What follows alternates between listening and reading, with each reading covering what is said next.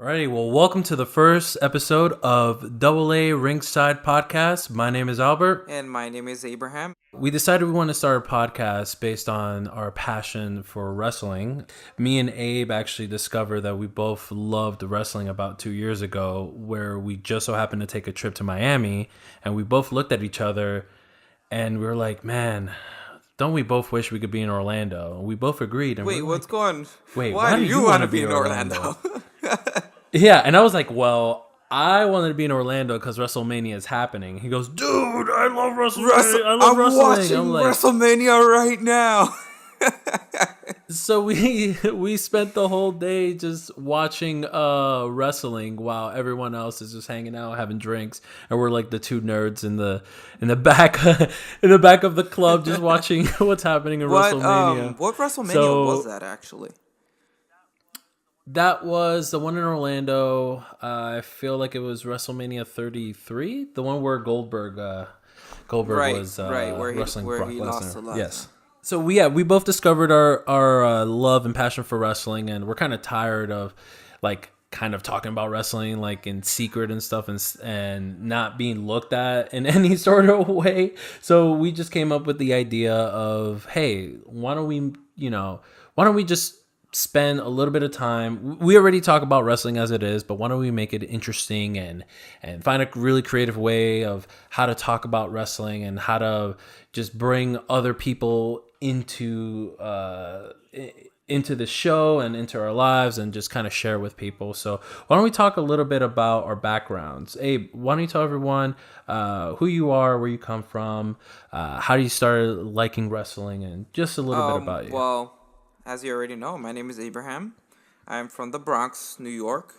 Woohoo! Hey! And, well, my passion of wrestling, it started a little bit weirdly. You know, I didn't get myself into wrestling like a lot of people do. Like, I don't have this, like, fond memory of, like, just watching wrestling.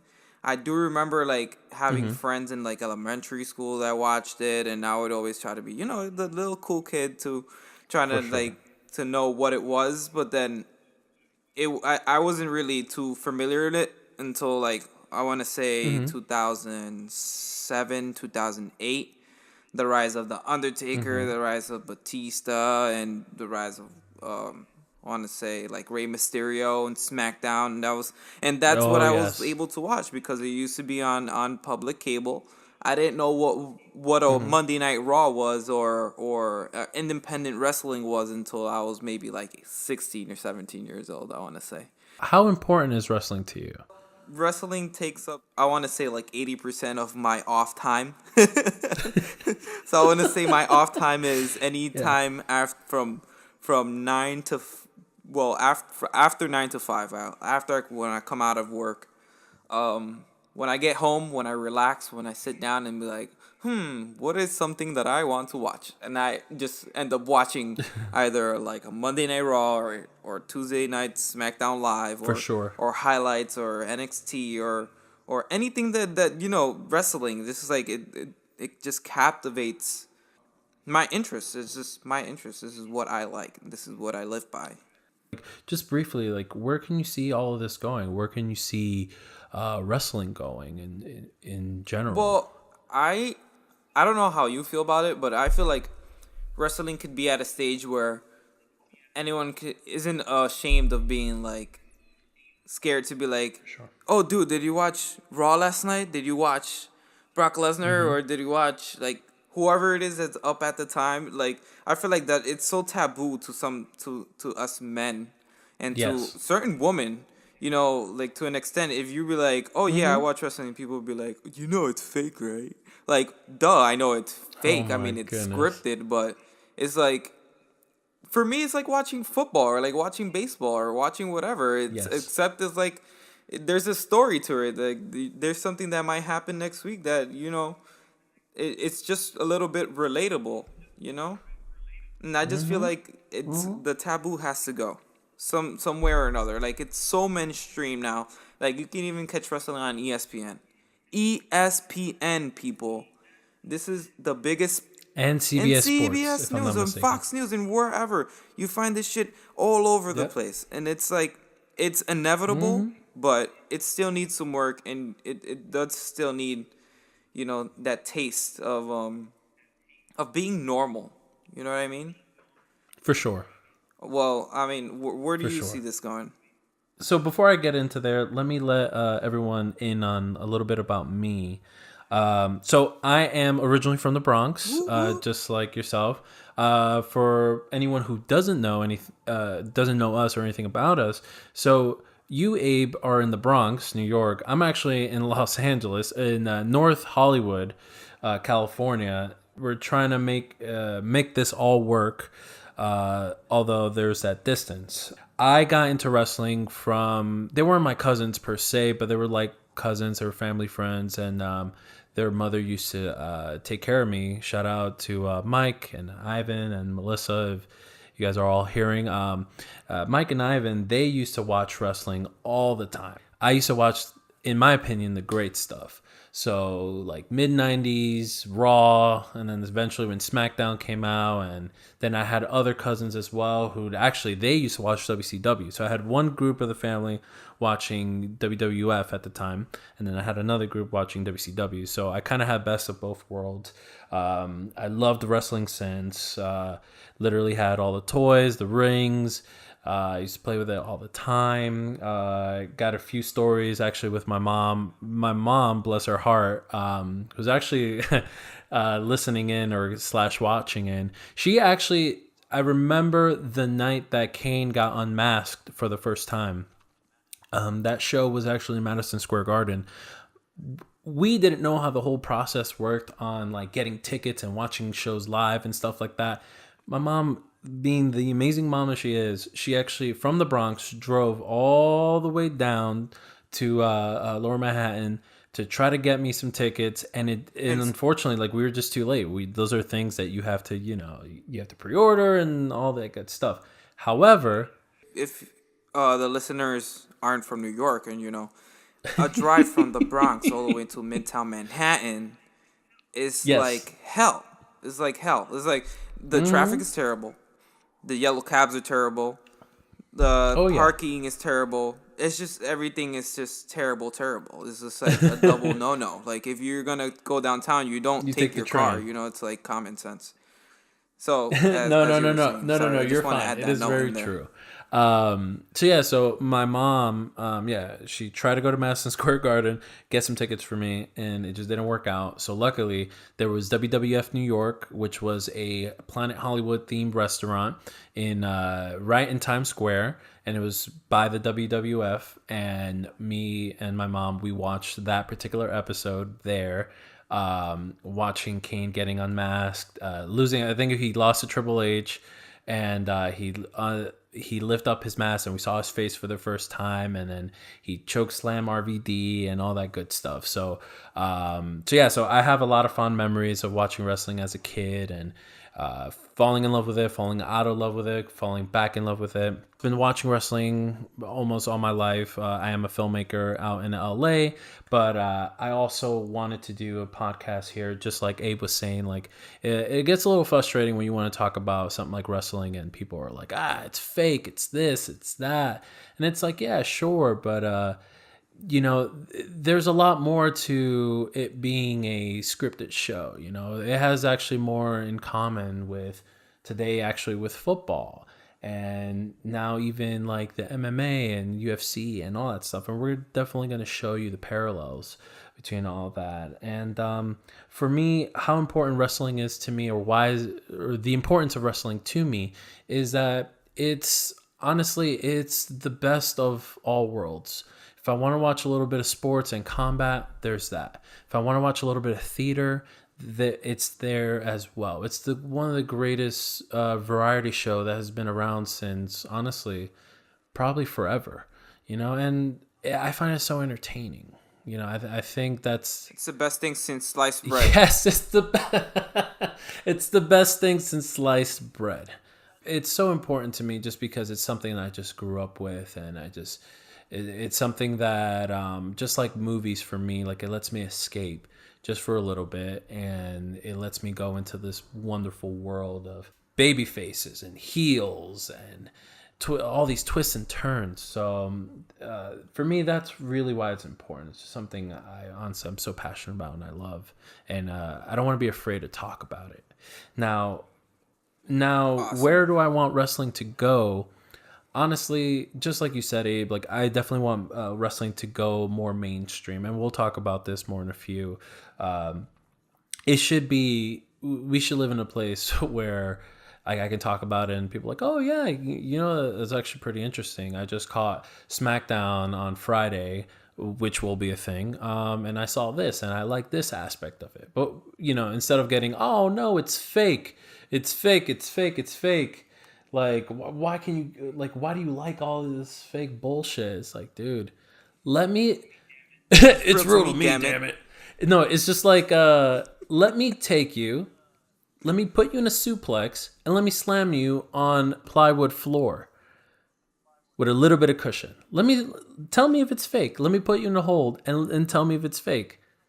And if you can tell me it's fake, fine, I'll stop watching wrestling.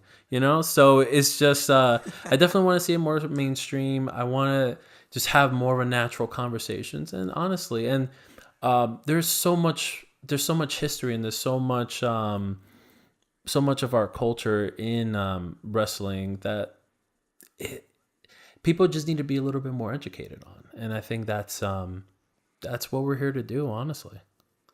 So this is our mission. You said our mission statement without asking you, huh? I suppose I did. Now, can you dig in a little bit into our hometown, or like our home, like where we're from, our ethnicity, and like why wrestling is important to our people? All right, so we are New Yorkers. We're from New York, son. You know what I'm talking about? But more importantly, we're we're from the Dominican Republic. We're two Dominicanos, as they would say. And the parallels between American wrestling and Dominicans, it runs way back. Way back. Wrestling in the Dominican Republic isn't as huge as it was back when our parents were around, or great-grandparents were around. They had TV, and their TV had, 4, 5, 6 channels on it? And whatever it would be like main event wrestling on whatever, channel 2. And that's what everyone would watch and sit down and watch. And it was so like a family thing that it was just, brought down from generation to generation. And somehow it just has fizzled out. In the American culture of Dominican American culture. Let me just mention this. So even though now, when you look up Dominican Republic, is one of the greatest vacation spots that you can honestly go to. A lot of people from Europe and all over the world, they like to go in there for a vacation, and it's becoming more of a modern place, more of a modern civilized place. But like in reality, Dominican Republic is a third world country, and especially back in those times, like having a TV was like, whoa, like, oh my goodness. Yeah, exactly. And having the ability to watch those few channels was everything to any household. So it was quite important when you watch something like wrestling in the Dominican Republic, and especially if it united your whole family. Like it's definitely something just groundbreaking for the time, to be real with you. Sorry, go ahead. I just had to throw that in. No, yeah. And it was so big back in that time that even American wrestlers, like back then it was territories, what I understand, they made matches in Dominican Republic against the hometown heroes. And I have a funny story about that, we have, the legendary 16-time world champion, Ric Flair. Yeah, for the one time. He came down to a lot of places like that, like Puerto Rico, like Dominican Republic, like Barbados, and he wrestled. And a funny story about that, he actually lost the NWA World Heavyweight title twice. Wow. My people, to the likes of what a Dominican wrestler called Jack Veneno. And another Puerto Rican wrestler of name I don't really remember we'll look at it the up time. And put it in the bio. Well, yeah, we'll put it in there eventually. But he lost the NWA title twice, and they were just scared that if Flair won in those places, that they would riot, and that they wouldn't be able to make it out of the country. And that speaks volumes about how important wrestling was in those places. You know what I mean? If they're gonna riot and fight the champion because the challenger didn't win, then that speaks volumes. And it's a great match. It's on YouTube. I couldn't find it for years, and somehow Albert was able to find it with a click of a button. I don't know how he does this. I'm a pro at Googling things. Yeah, and it was a great match. If I'm not mistaken, didn't you mention that you had a family member in the audience of that Ric Flair versus Jack Veneno match? Yes, I had an uncle in attendance there. Pretty remarkable. And I mean, I haven't really spoken to him about it much. We'll definitely get him on the show. I do know my dad has told me. I don't think so, but he definitely went, and he definitely, was part of history, and I'm proud that at least someone of my family was actually there. You know what I mean? Now, let me quickly jump in. So I'm not sure which particular match it was, and she probably wouldn't be able to remember. But when I mentioned to my mom that we're gonna do this wrestling podcast, I thought, be real with you, I thought she was gonna mention like, oh, you're silly. Like, why are you wasting your time on like, stupid, silly podcasts and silly wrestling? But she got super excited, and she goes, "Hey, don't you forget, I used to love wrestling growing up in the Dominican Republic."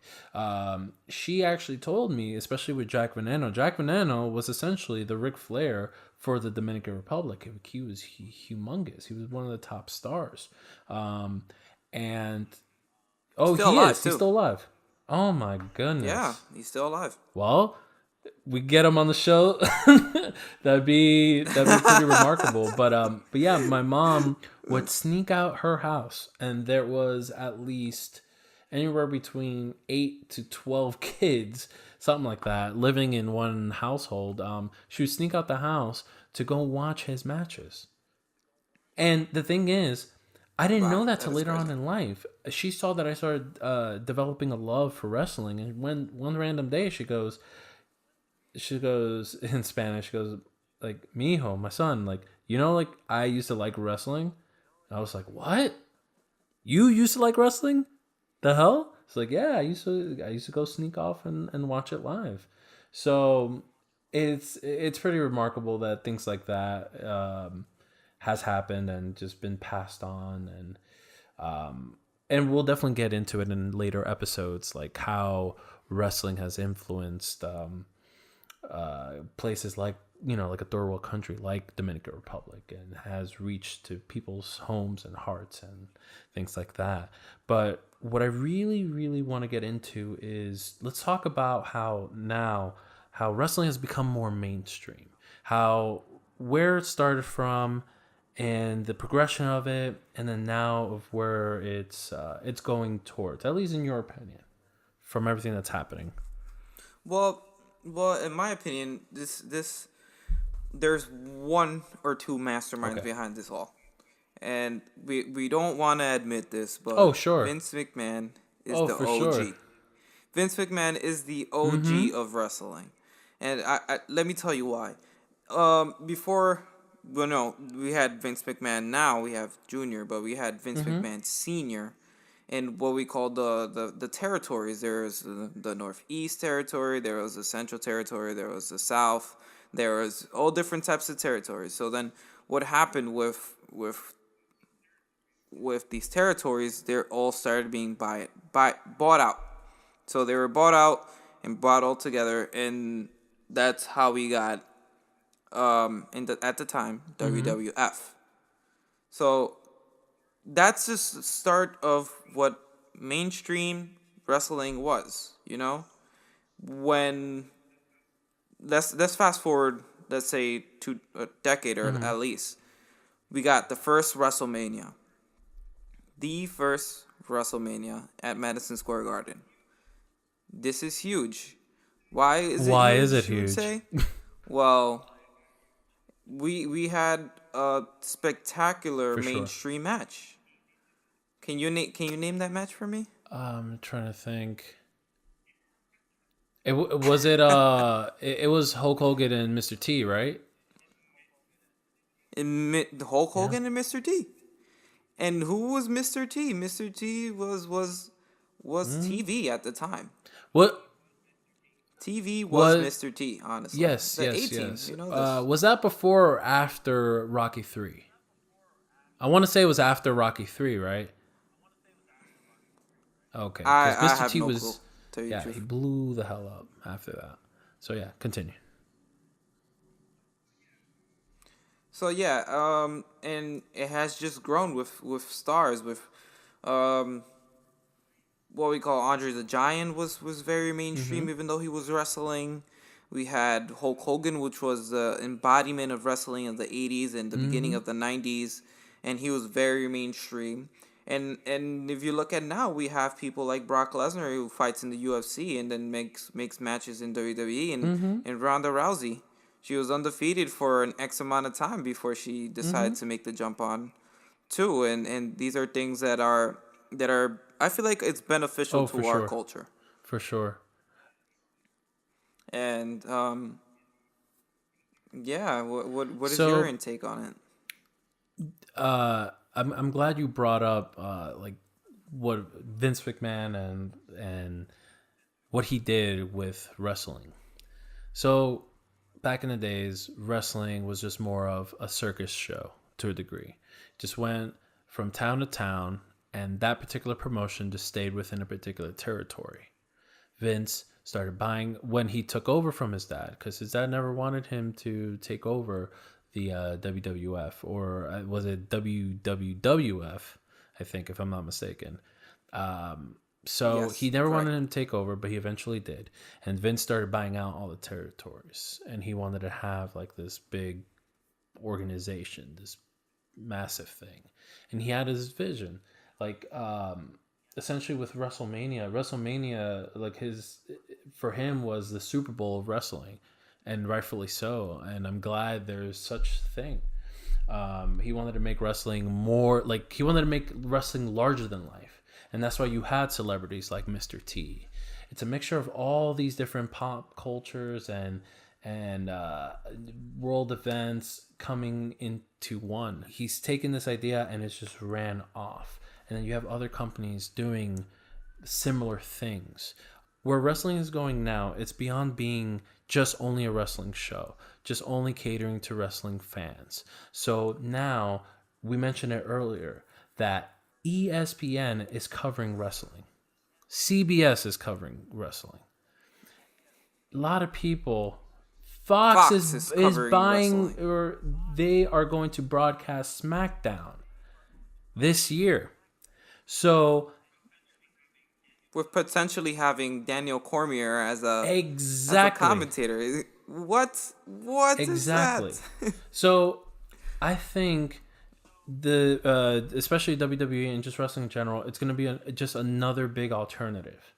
You know, an alternative to football. And I keep bringing football up because look at all the modern WrestleManias. They're taking place in football stadiums, filling up 70, 80, 90,000 people. There was one particular WrestleMania a couple years ago that they had a record attendance of 104,000 people in audience. So, and you tell me if I'm wrong, we'll probably come to the day where we're going to see a WrestleMania on NBC, on CBS. I personally think the way everything is going right now, it's going to be as big as a Super Bowl. And it's going to bring people together, and it's going to unite people. It's going to touch people's hearts, especially fans, to see this thing that they were so, they felt so nerdy about and so geeky about and so shy to talk about, now being this global phenomenon. Yeah, we're gonna have WrestleMania halftime show with Be with real Beyonce with and you. Bruno I Mars. think that's what it's gonna get to that point. Like, don't get me wrong. There's been a lot of good musicians and bands and stuff on WrestleManias, but it's gonna get to that point where you're gonna hear of a Bruno Mars halftime show at WrestleMania, or honestly, you're gonna hear about Drake doing a halftime show. And once you hear about a major star like that doing a halftime show for a wrestling event, that's where more people are gonna have more eyeballs on it, and it's so close. So we're gonna be getting into our quick picks of who's hot, what's next, and For who sure. is next. So I'm gonna get that started. And what is hot right now? And we both agreed on this before we even talked on the show. What is hot right now? It falls on today. It Whoa. falls on every day. Rusev Rusev Day. Day. Rusev Day. So Rusev is like I'm on fire right so now. And happy. if you don't know who Rusev is, you need to get on the internet right now. The current United States champion, Rusev. Yes. Finally, like, He won it on his birthday. He won it on Christmas Day. And I'm really glad WWE went ahead and went with this path. This guy is super talented on the mic, in the ring, outside the ring, everywhere. He's just like a phenomenon, and I can't wait till honestly they put a better title on this guy, because this guy deserves honestly, it all, he really man. does. He was very hot for a long time. Honestly, even though, if I'm not mistaken, he was a heel for a while, people loved him, and He was, and he was very good as a heel. And I feel like he's working out honestly, better as a he face. really is. He wasn't given a lot of opportunities. He was losing a lot of matches, and now things are finally kicking in for him. So apart from that, we got this thing going on outside of WWE. It's called All Elite Wrestling. All Elite. All Elite Wrestling. So funny note on that, the founders of All Elite Wrestling, which is Cody Rhodes and the Young Bucks, and we got Tony Khan, which is, if you don't know, he's the owner of the Jaguars. He's funding this project, and they're gonna get their own promotion started, and I feel like this is gonna be the start for WWE and for the indies to step their game up. These guys are not gonna joke around. They're gonna get the best talent out there. They're gonna get the best quality out there. We got people linked to this like JR. JR is one of the faces of wrestling. And Chris Jericho. And Chris Jericho. And Chris Jericho is a GOAT. The GOAT of wrestling at this very moment. And they're sending out feelers to backstage. You might see people like The Revival, like Zack Ryder, like Kurt Hawkins, for God's sake, hasn't won a match in WWE, period, since he got back. And these might be people that might be in All Elite Wrestling, and God knows, I've even heard little rumors about AJ Styles is not going to resign. Can you imagine AJ Styles being the inaugural champion of All Elite Wrestling? So what's hot right now, and we'll talk about this more in future episodes, is women's wrestling right now. Woohoo! Becky Lynch. Yes. Becky Lynch, Ronda, Asuka, Charlotte, Tessa Blanchard. Yeah, she's awesome wrestling, man. There is rumors that she's gonna join, and I don't know. We'll see. We'll see what happens. She's currently in Impact, isn't she? She's an Impact. Well, and they have a resurgence too. They're doing their good stuff with Brian Cage and Abyss and Eli Drake and so many other names that are up and coming.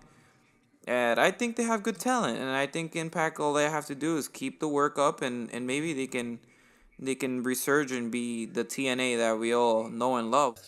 So that's going to be it, guys, for this first episode. Thank you so much for tuning in.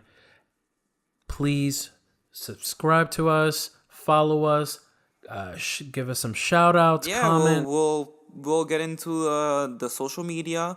We already have a few followers on Instagram and hopefully Twitter pretty soon. So we'll get some content out there, and just give us a shot, guys. You know, we're starting out, and hopefully we'll get good content out to you guys on a weekly basis. Okay, so this is Abraham and Albert, and we will be signing off. This is AA Ringside Podcast, and we'll see you soon. See ya. Bye bye.